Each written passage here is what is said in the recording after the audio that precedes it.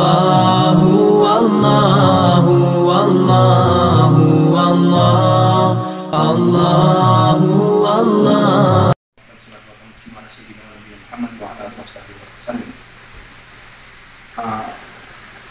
Kayong partner yung dalawa? Mga ilan years na kayo ng partner? Ha? 5 years. May na kayong anak? Wala pa. Pero yung pag-partner nyo, alam na ng magulang nyo. Wala. O parang tago-tago lang. Alam. Kasi sa inyo, sa non-Muslim, you are allowed to ano ba? Tatawag nila, live-in. Ayaw po. Kasi mga pari na nilalawat nila. Well, Ngayon,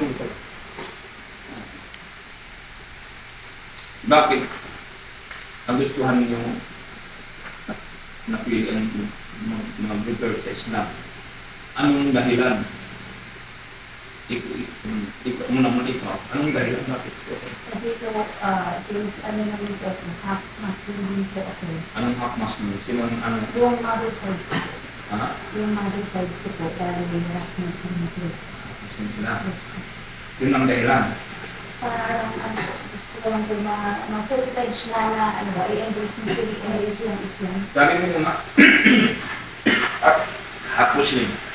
Anong nakita mo sa mga related to Muslim? Mayroon ba doon parang naka-engage kayo o naka-influence kayo sa mga ginawa nila? Or may napag-aralan ka o ano? Kasi sabi mo half Muslim ka. Yung una sabi ka, ano kita, bakit mo nagsipan na Islam? Sabi mo, half Muslim, ang mga ano. Mayroon ba nakita, ano nakita mo rin sa kanila? Kasi nakita natin ngayon sa ano, pati ako, galit ako yung mga balik Islam. Saan mga balik Islam? Hindi ka naman. Kasi ang totally, we are born as Islam. Lahat tayo born Islam. Wala yung sabihin na kayo born Islam, kayo balik Islam. Pero, ang nangyari lang, yung mga magulang niyo, nagdala sa inyo sa non-Muslim. Ang rasul lang siya, pag-uwi naman, lahat ng pinanganak sa Islam. Pero ang mga magulang at saka society, yan ang pumilit sa atin. Yan. Baliktad sa Islam, ano nakita mo sa mga para naka-influence kayo para bakas mayroong mga nakita ka doon sa mga Kasi sila. Kasi curious din po ako sa madas. Masalamat na. Oo. Yun lang.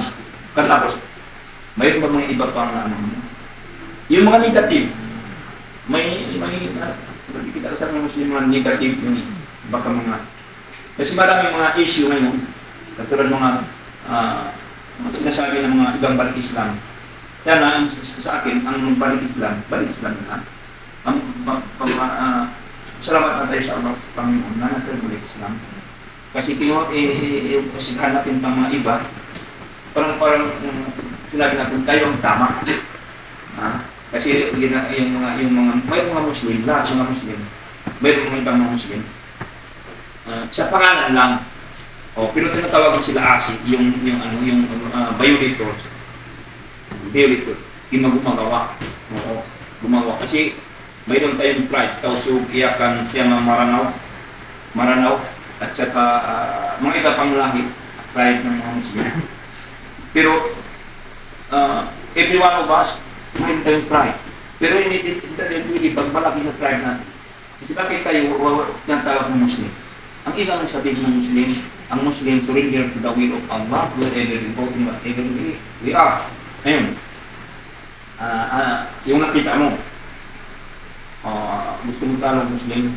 Kasi, pero nalaman mo ba ang Islam, kung nagbatad Muslim ka na, mayroon na bababa mga binagbabawa sa iyo ng ganito. Kasi yung iba sabi sa akin, ayaw ko magbalik Islam. Sabi ko, bakit? Sabi ko, paano nang baboy ko? Nagpira ko sa kanya, sabi ko, saan kayo mag-Muslim? Ay, nagpira ko sa kanya. Sabi, yung mga iba, bawal pala ito, hindi ko alam, ganyan. Pero aware ka na sa mga bawal. Okay.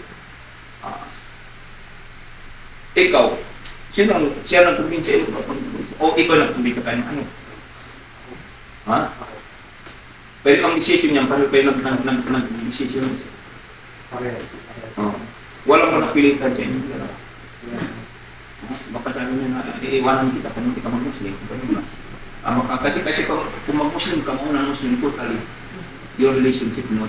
Even you are kasal, you are kasal ng simbahan. Kung Muslim ka, ikaw naman ng Muslim, totally, pag-ibighat siparitin. Kasi bawal ang Muslim ang asawa niya. Ang Muslim. Oo. Pero walang pilitan sa inyo. Wala. Pero mayroon kayong mga konseptin dalawa pumasok sa Islam. Pinag-usapan namin. Oo. Pero wala, there is no behind. Mga Muslim tayo. Ganito mayroon tayong mga ano. Oo. Ayos na. Personality. Ha? Kasi nawala kayong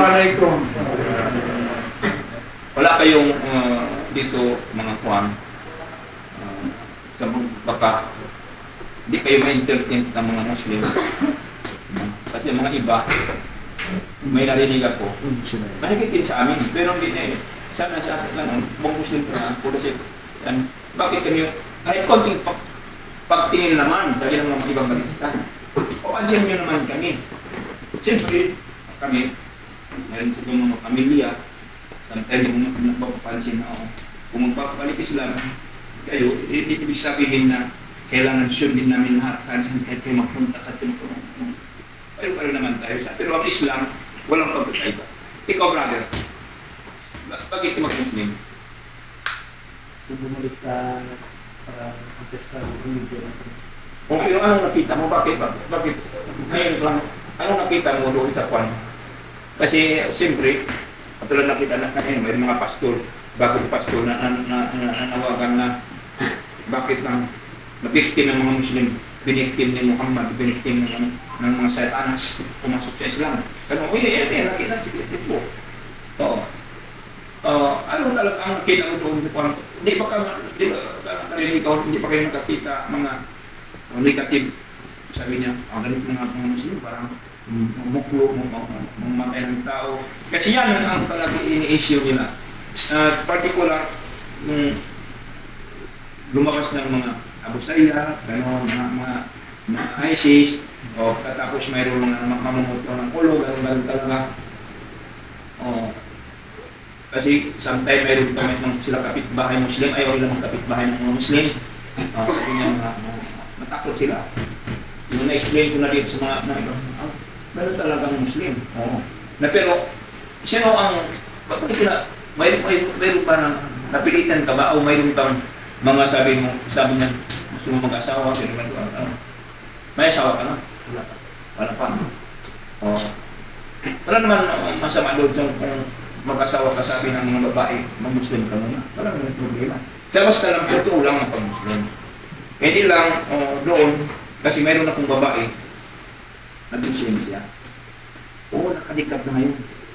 Siyempre kayo mga babae, tandaan niyo, whether you like or not, ang nawala sa institution, mayroon mga pitna, mayroon mga iba-iba na makakita, makabasa ka ng Facebook. May nakabasa siya lang sa Facebook, mayroon appointment ng asawa niya sa isang babae. Sinundin niya sa kwan. Yung nabutan niya doon sa restaurant, nakaseksi, na siya nakaganyan. Ano ginawa niya? Inalis niya lahat ang gamit niya, mga karang nagpilitab niya, bigay niya sa yung babae. Sabi niya, ito na ang kailangan mag-ano siya, kasi siya ang mahal. Kasi ang pag-Islam niya, hanggang doon lang. Nagselos siya, inalis niya, nawala ang ano niya. Kasi nagselos siya sa babae, inalis niya ang hijab niya. Sabi niya, ikaw, nandiyan na pwede. As long as yung ari Muslim, mayroon kayong panindig. Tayo sa butol nitong kapilitin, huwag kayong magkakit. Huwag lang ang pagpanindig nyo sa Islam kasama ang bakit. Kasama ang mga, basta lang panindig sa Islam, ikapaglaban, sa government sa Philippines, pinuprotektahan ang religious freedom. We are free to exercise the religious freedom forever, no discrimination, Section 3, Article 5. Ang Article 3, Section 5. Yan. Susunod na. Ano tayo matakot? Hindi pa Allah, sa Pilipinas, mayroon na protection natin. Pero hindi natin ipaglaban. At saka hindi natin i-exercise. Okay. Ulitin ko. Ngayon, buo na ang decision mo talaga ang Muslim. Okay?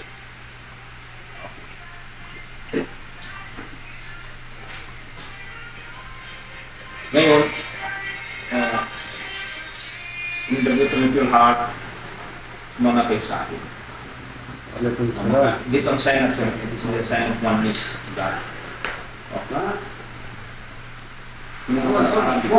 Sa Arabic. Ashhadu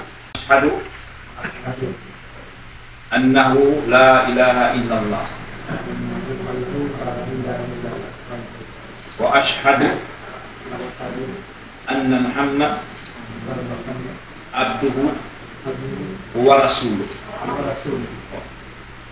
Ulitin natin sa Tagalog.